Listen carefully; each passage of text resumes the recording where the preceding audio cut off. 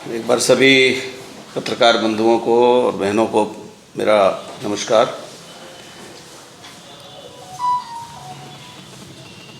आज कुछ तात्कालिक प्रसंगवश आपको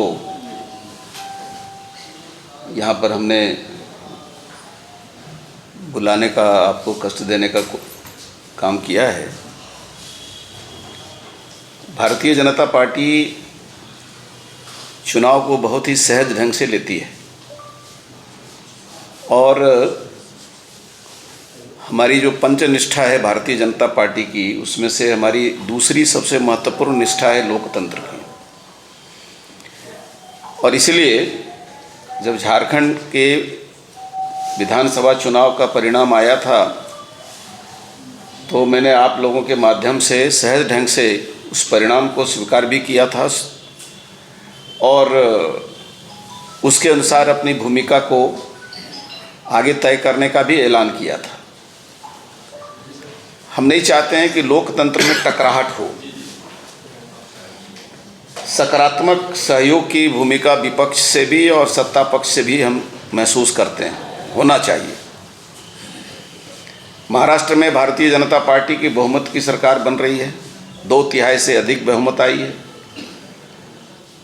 पूरे देश के लोग आज महाराष्ट्र के परिणाम से अचंभित हैं, लेकिन वहाँ बहुत ही सहज ढंग से सामाजिक जीवन चल रहा है। आज बहुत दुख के साथ मुझे इस बात को कहना पड़ रहा है कि झारखंड मुक्ति मोर्चा और कांग्रेस के जो समर्थक हैं, इस चुनाव में जो परिणाम आया है उसके बाद या तो वो अहंकार से चूर हो गए हैं, परिपूर्ण हो गए हैं और लोकतंत्र को कलंकित करने की कोशिश कर रहे हैं। पिछले 3 दिनों से चुनाव परिणाम 23 को आया, उसी दिन रात से लेकर आज 26 तारीख है, हमने इंतज़ार किया 2 दिनों तक कि शायद खुशी के माहौल में हुड़दंगबाजी करते हुए और दूसरे को अपमानित करने की घटना थम जाएगी। लेकिन लगातार झारखंड मुक्ति मोर्चा और कांग्रेस के लोग अलग अलग स्थानों पर प्रदेश में अराजकता पैदा करने की कोशिश कर रहे हैं। बरहेट, जहां मुख्यमंत्री के रूप में चुनाव लड़ रहे थे हेमंत सोरेन जी, और वहां से हमारा भारतीय जनता पार्टी का प्रत्याशी गेमेलियल हेम्ब्रम, जो बहुत ही सशक्त ढंग से चुनाव लड़ा और अप्रत्याशित रूप से 50,000 से अधिक 60,000 के आसपास वोट भी प्राप्त किया। वहाँ के आश्चर्य लगा कि वहाँ पर कई अल्पसंख्यक समुदाय के लोग, मुस्लिम परिवार के लोग भी भारतीय जनता पार्टी के पक्ष में काम किए। उन्होंने झंडा बांधा।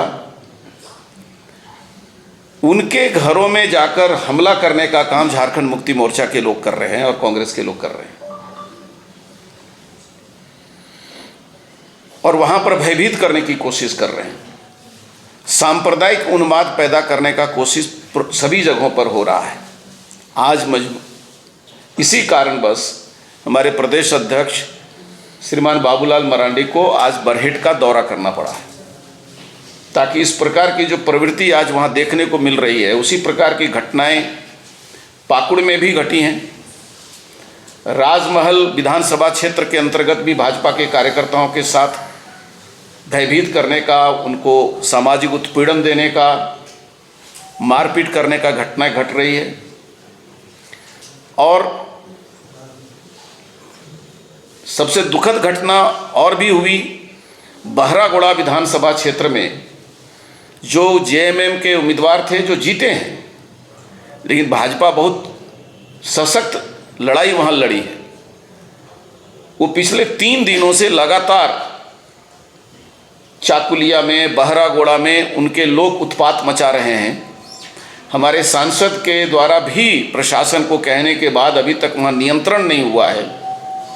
और मैं आपको बताऊं कि बहरागोड़ा के जो विधायक हुए हैं समीर मोहंती, उनका भतीजा राकेश मोहंती और उनका एक उड़ीसा का रहने वाला उनका भांजा, जो एक प्रकार से असामाजिक तत्व के रूप में वहाँ पर पिछले कई महीनों से रह करके चुनाव में भयभीत करने की कोशिश, चुनाव के बीच में भी भयभीत करने की कोशिश हुई थी।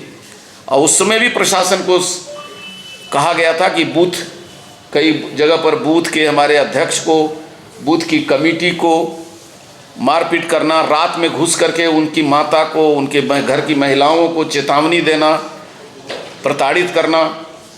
और राकेश मोहंती और अभिलाष पटनायक, ये दोनों जगह जगह पर अपने साथ कुछ आपराधिक तत्वों को लेकर के समूह में जा करके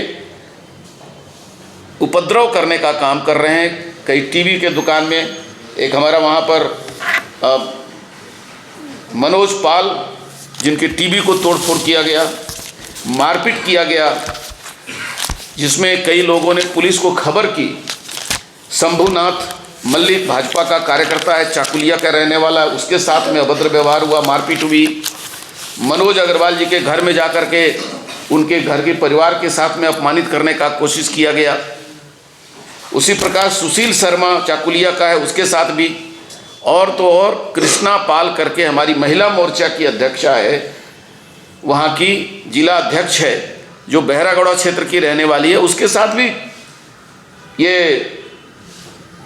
राकेश मोहंती और अभिलाष पटनायक जो है वो जगह जगह पर झगड़े कर रहे हैं और उनके साथ भी अपमानपूर्ण व्यवहार किया है।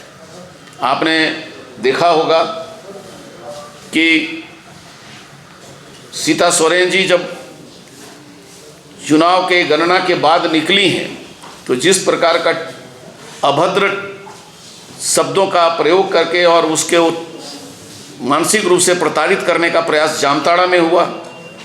चुनाव के समय भी गंदे शब्दों का प्रयोग हुआ था।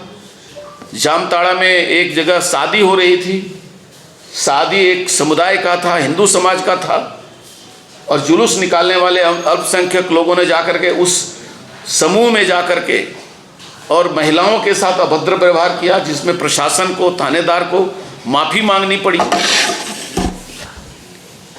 तो चाहे वो राजमहल हो, पाकुड़, जामताड़ा, मधुपुर में भी हमारे कार्यकर्ताओं के साथ वो, और जहाँ जहाँ भी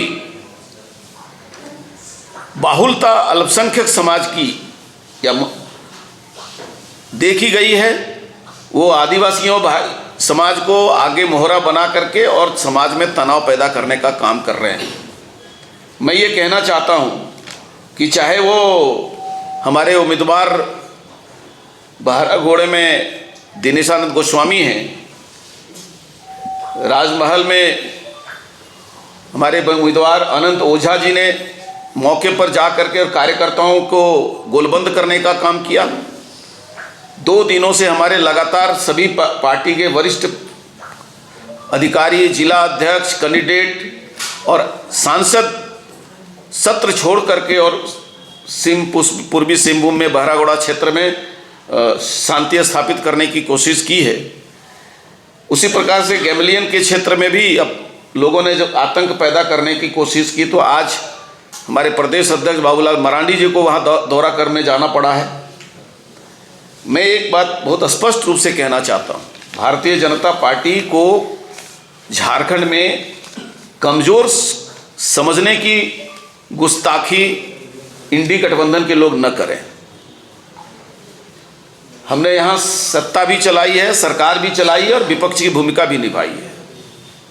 भाजपा नहीं चाहती है कि झारखंड में सामाजिक जो सौहार्द का वातावरण है उसको तोड़ने का काम किया जाए, लेकिन जेएमएम के लोग, संथाल परगना में उनकी पुरानी आदत है कि वो घरों में जाकर के ये भयभीत करने की कोशिश करते रहे कि यदि हारेंगे तो हुरेंगे और जीतेंगे तो थूरेंगे।